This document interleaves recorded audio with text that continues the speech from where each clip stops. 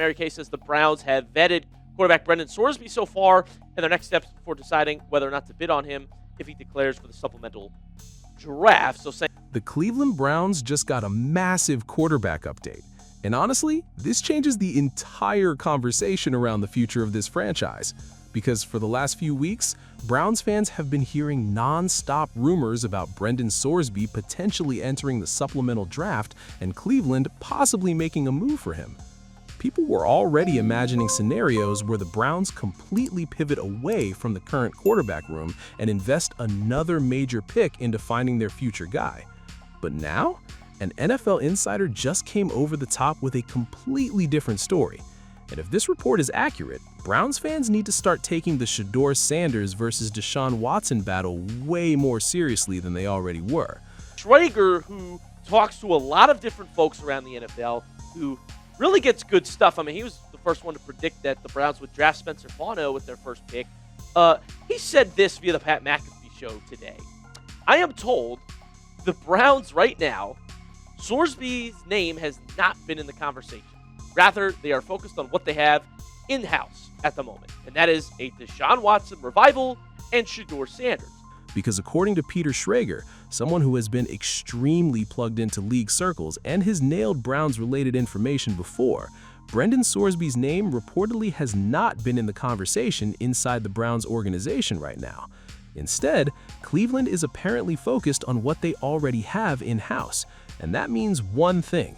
The Browns are seriously evaluating whether Deshaun Watson can revive his career or whether Shedeur Sanders is ready to become the future of this franchise. So he's saying Cleveland media, wrong again. Mary Kay and Tony Grossi, I don't even know why I keep reading their stuff, to be honest, because Schrager is saying the Browns are not focused on Sorsby.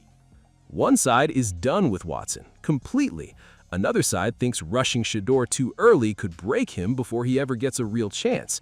Then there are the Sorsby believers quietly waiting for everyone else to catch up. Three camps, no agreement, one job available. But here is what nobody is actually saying. Cleveland accidentally built the most emotionally loaded quarterback situation in the NFL. Watson is not just fighting for a starting job, he's fighting for his legacy, his career, and the last bit of goodwill Browns fans have left for him. That is not a normal training camp competition. That is survival. And Shedeur is not just another rookie trying to make it through his first NFL summer. He's the most talked about young quarterback in football. The name, the personality, the draft story, the expectations, it all follows him into every single rep he takes. Two quarterbacks, two massive stories, one job to give out. Cleveland has not had anything this loaded in a very long time. From the Browns' perspective, I mean, that's a little bit too high of a draft pick in 2027. You probably got to give up at least a third or second. A second if you want him, a third if you want the flyer or the chance to have him. And those are very valuable picks in 2027 because that class is just so loaded. And that's why this insider update matters so much, because the Browns had every opportunity to keep chasing outside quarterback options. Rumors connected them to Sorsby. Media discussions kept suggesting Cleveland could use future draft capital to grab another developmental prospect. But according to Schrager, the organization is apparently more focused on maximizing what they already built internally. Now, let's be real for a second. That Brendan Sorsby discussion wasn't completely fake. Browns insiders like Mary Kay Cabot and Tony Grossi both reported Cleveland had been doing homework on him. There were real conversations about the possibility of Sorsby entering the supplemental draft and the Browns potentially using a future pick to land him. So the interest clearly existed at some level, but Schrager's update completely shifted the tone. Instead of aggressively chasing Sorsby, Cleveland now reportedly seems locked in on evaluating Deshaun Watson and Shedeur first. Why waste a 2027 pick when you might need to be trading up in that draft? The 2027 quarterback class is loaded. Arch Manning, Dante Moore, C.J. Carr. If the Browns still need a quarterback by then, those premium picks become incredibly valuable for moving up the board.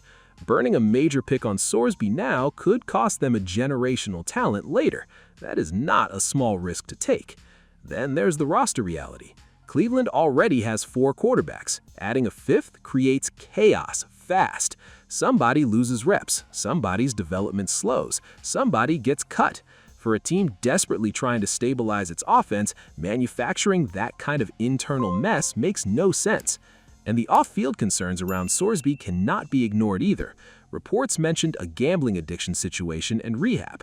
People absolutely deserve second chances and support during recovery, but NFL teams think about risk constantly, especially at the most important position on the field.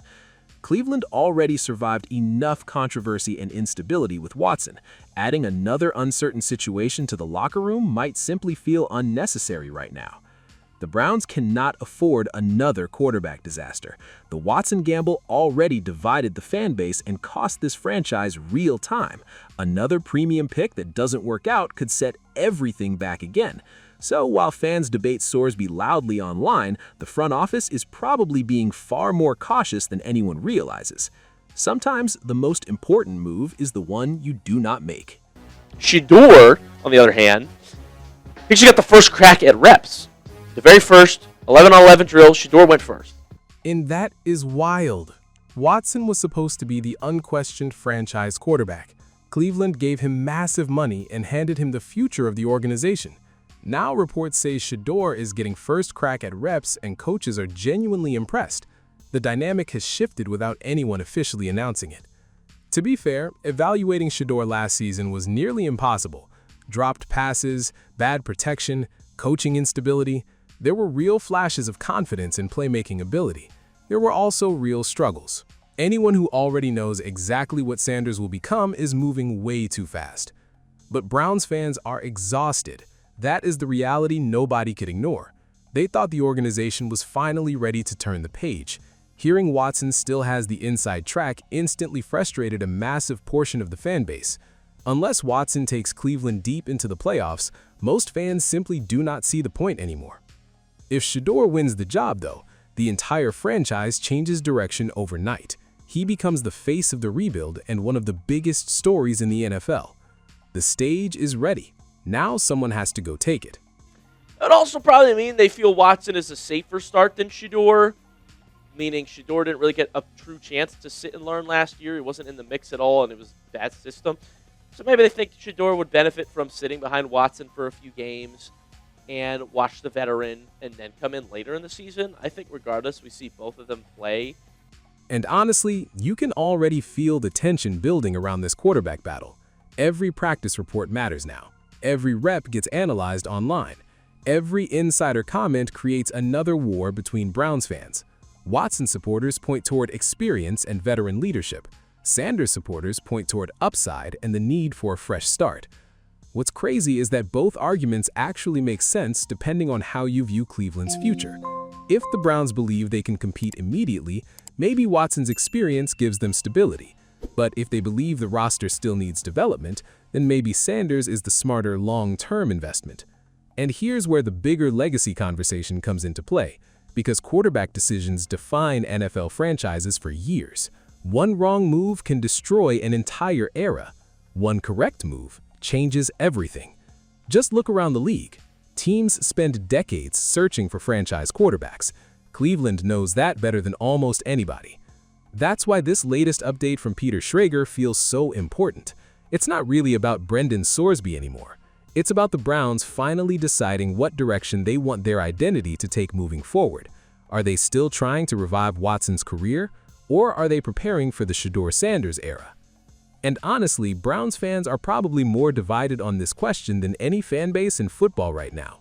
Some people desperately want Watson to succeed because of the investment Cleveland already made. Others are completely emotionally checked out from that situation and only care about developing Sanders now.